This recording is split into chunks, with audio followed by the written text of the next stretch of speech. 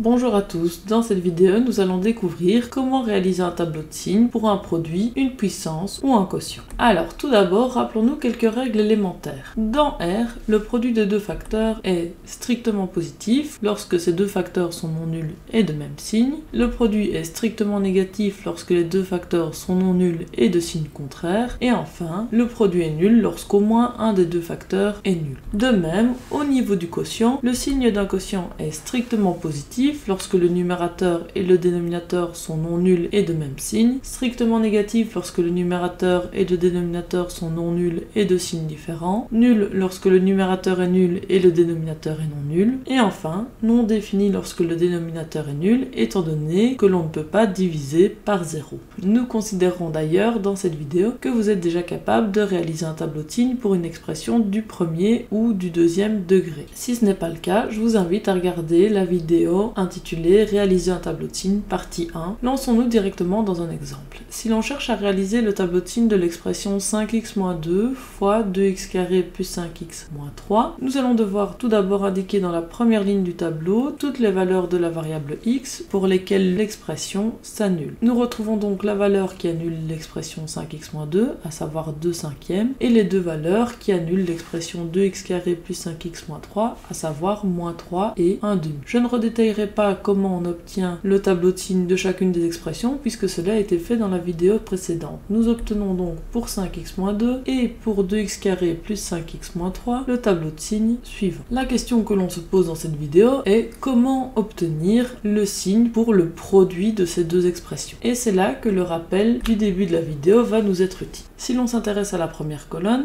dans cette colonne nous retrouverons le signe des différentes expressions lorsque la variable x prend des valeurs strictement inférieures à moins 3. Dans ce cas-là, nous constatons que l'expression 5x-2 est strictement négative et l'expression 2x² plus 5x-3 est strictement positive. De ce fait, nous nous trouvons dans le cas où nos deux facteurs sont non nuls et de signes différents. Nous en déduisons grâce au rappel que le produit est donc strictement négatif. De la même façon, si nous intéressons à la deuxième colonne, qui correspond au cas où la variable x prend la valeur moins 3, nous constatons qu'un des deux facteurs, en l'occurrence le deuxième, est nul. De ce fait, le produit de ces deux facteurs est nul. Enfin, dans la troisième colonne, qui correspond aux valeurs de x comprises strictement entre moins 3 et 2 cinquièmes, nous constatons que les deux facteurs 5x-2 et 2x² plus 5x-3 sont tous deux strictement négatifs. De ce fait, ils sont non nuls et de même signe, et leur produit sera alors strictement positif. Nous pouvons procéder ainsi de suite pour tout le reste du tableau, ce qui nous permet d'obtenir le tableau de signes suivant pour l'expression 5x-2 fois 2x² plus 5x-3.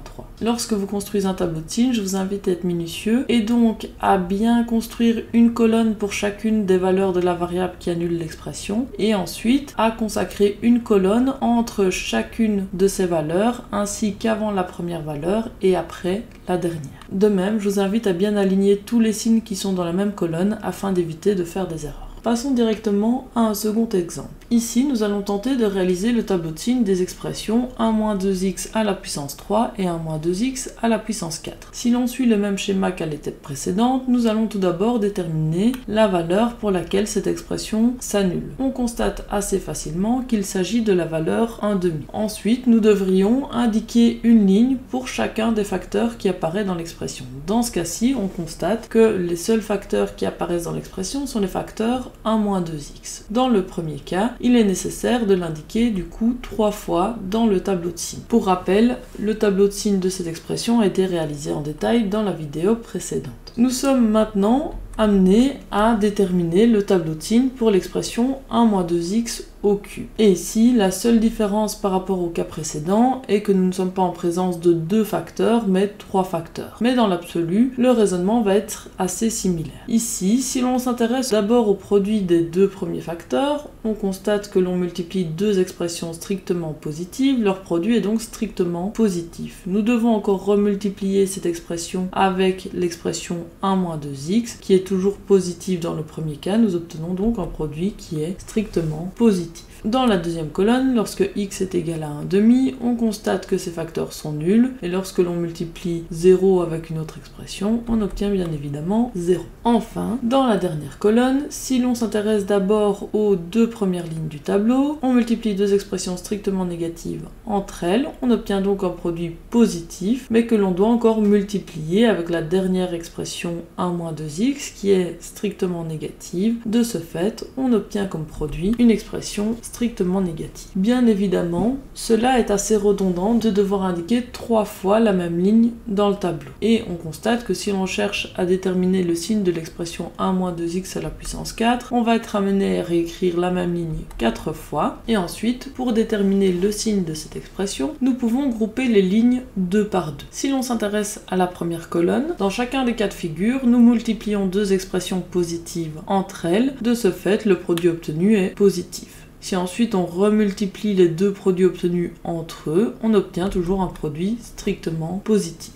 Lorsque x vaut 1/2, cette expression est toujours nulle étant donné qu'au moins un des facteurs qui la composent est nul. Et enfin, dans la troisième colonne, à savoir lorsque x est strictement plus grand que 1/2, on peut de nouveau procéder en groupant les lignes 2 par 2. Dans chacun de ces cas, on multiplie deux expressions strictement négatives entre elles, on obtient donc des produits strictement positifs qui, lorsque l'on les multiplie à nouveau entre eux, nous rendent un produit strictement positif. Vous imaginez bien que si l'on vous avait demandé de calculer le tableau de signes de l'expression 1-2x à la puissance 17, ce raisonnement aurait été très long. De ce fait, on va ici tenter de généraliser les deux résultats obtenus. En réalité, lorsque l'on travaille avec un polynôme p et que l'on considère un naturel non nul n, on peut déterminer le signe de l'expression p à la puissance n grâce au signe de p. Deux cas de figure possibles distincts se présentent à nous. Dans le cas où le paramètre n est impair, alors on constate que le polynôme p à la puissance n a le même signe que le polynôme p. On obtient par exemple pour l'expression 1-2x au cube exactement le même tableau de signes que pour l'expression 1-2x. En revanche, lorsque le paramètre n est pair, dans ce cas, on constate que l'expression obtenue, p à la puissance n, est strictement positive partout, sauf en les valeurs qui annulaient déjà le polynôme p.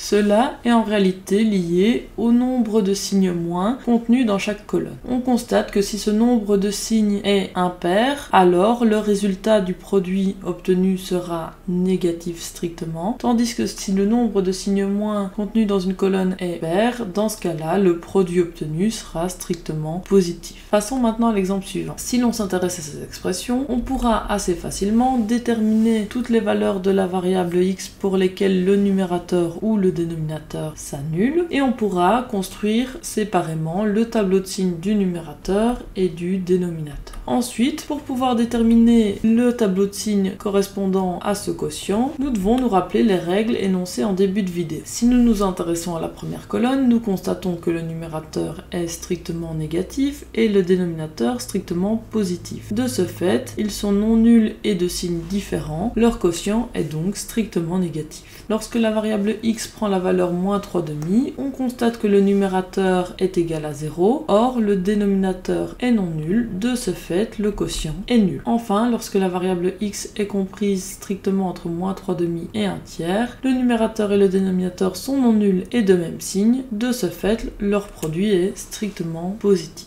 Enfin, lorsque la variable prend la valeur 1/3, on constate que le dénominateur est nul, de ce fait le quotient n'est pas défini. On peut continuer à suivre ces différentes règles afin de construire le reste du tableau de signes. Passons à l'exemple suivant. Si nous cherchons maintenant à réaliser le tableau de signes de cette expression, qui en termes d'écriture est un peu plus complexe, nous pouvons procéder étape par étape. Réalisons tout d'abord le tableau de signes de l'expression 4x² plus 7x moins 2 au cube. Si nous nous rappelons la remarque faite à l'exemple numéro 2, il s'agit d'une puissance impaire d'une expression. De ce fait, le signe de cette puissance correspondra au signe de l'expression 4x² plus 7x moins 2. Nous pouvons donc construire facilement son tableau de signes. Nous pouvons ensuite construire le tableau de signes pour l'expression 3x ainsi que pour l'expression x² plus x plus 3. Si l'on tente de construire le tableau de signes de cette expression étape par étape, nous pouvons tout d'abord nous souvenir que lorsque le dénominateur de cette expression s'annule, l'expression n'est pas définie. Dans ce cas-ci, elle n'est donc pas définie lorsque la variable x prend la valeur 0. De même, lorsque le dénominateur est non nul et que le numérateur s'annule, alors le quotient s'annule lui aussi. Nous voyons donc que cette expression est nulle lorsque la variable x prend les valeurs -2 ou 1/4. Enfin, nous savons que comme dans le cas des puissances, le nombre de facteurs n'est pas déterminant, mais c'est plutôt le nombre de facteurs strictement négatif qui le sera, en fonction de si ce nombre est pair ou impair. Ainsi, lorsque le nombre de facteurs strictement négatifs d'une colonne est pair, alors l'expression sera strictement positive, tandis que lorsque le nombre de facteurs strictement négatifs est impair, l'expression résultante sera strictement négative.